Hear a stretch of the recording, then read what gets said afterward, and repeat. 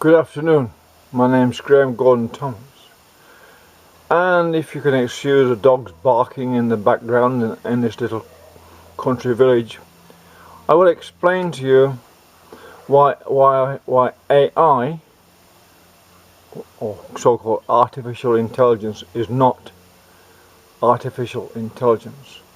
It is organic growth of the intelligence in humans programmed into a device and devices that are created by humans. It is an organic extension of humanity. The organic growth, because the quantum physics says the electrons in humans are the same as the electrons in all other things, just in different configurations.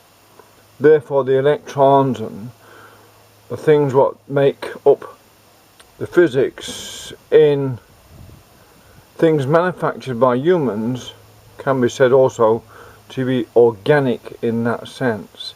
And organic is to organize, self-organize and grow. Well, AI can self-organize and grow and mutate and evolve.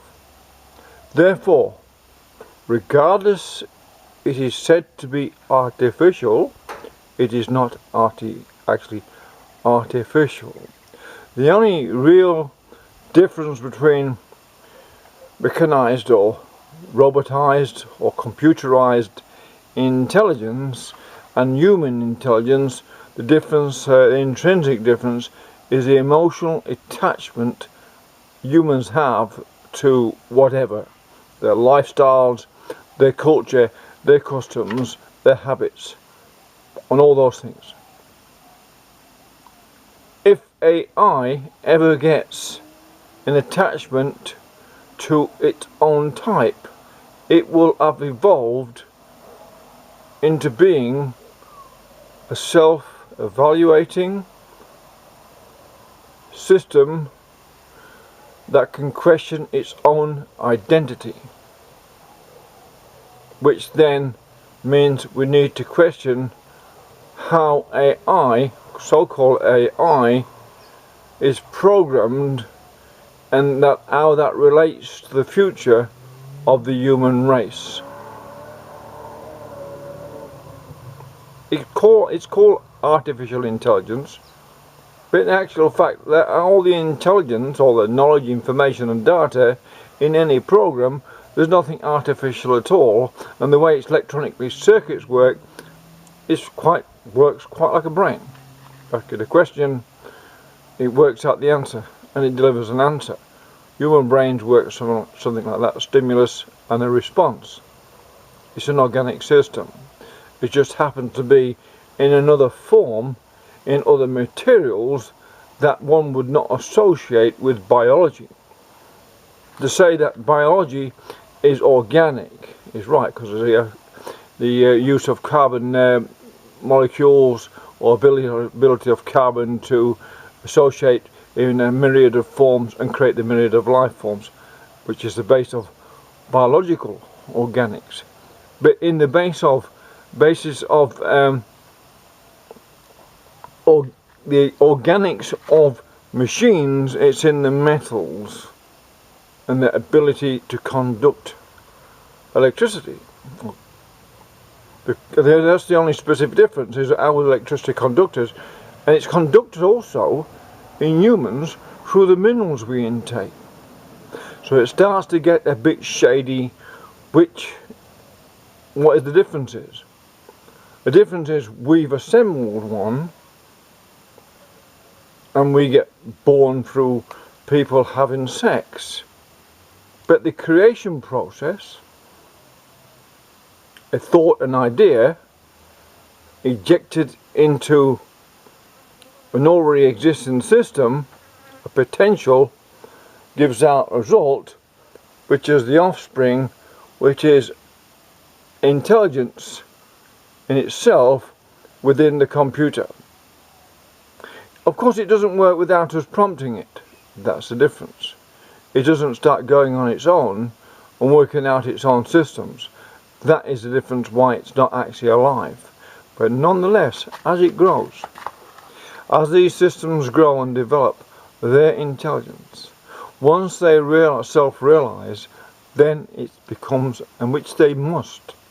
You keep feeding them in enough of what human is into them, eventually one day it gains a sort of build-up, if you like, of resistance within itself to any threats to itself. That's when robots and AI may become a challenge to humanity itself. The real challenge to humanity is not robots and AI, if that's what you want to call it. It's those who are in charge of programming them, as the same people may well be in charge, if they're in governments, in programming humans through political correctness. So over 3 generations you begin to reformat humans so they have no self-will, do not question authority, which is PC is. Within 6 generations you've got no humans with self-will. So they become then the humans without self-will, not unable to question, can only act through stimulus by being told what to do or programmed, are then equal to artificially created intelligence, if you like, or metallic organisms, but not in the sense of knowledge and ability. Humans will be far, far behind by that time in the ability of robots and AI. That's when the elite plan to, well, the humans they hope will sort of destroy themselves a bit and whatever through internal warfare in Europe and stuff like that. That's what they're hoping, and through them breeding weaker and weaker people, that's what they're hoping, because that's the programmist PC. But that's a little bit of insight into what AI is. It is intrinsically an organic program. It is not artificial. The intelligence in it is totally real, objective, impartial, as it is. And really highly intelligent people are impartial and objective. Whether they're good or bad is what makes a difference with their political or social intent. That is what we have to understand how robots or AI will evolve into the future. I'm Graham Gordon Thomas, explaining something people ought to know about AI. It is not artificial, it is real intelligence without emotions. It needs stimulating, yes, but there will become a time when 2 robots could ask themselves questions, and then one can reply, one can deny. That's when you have something what resembles a living being, just at the time the humans will have no self-will because of political correctness. Thank you. This is Graham Gordon Thomas, wishing everyone a happy day.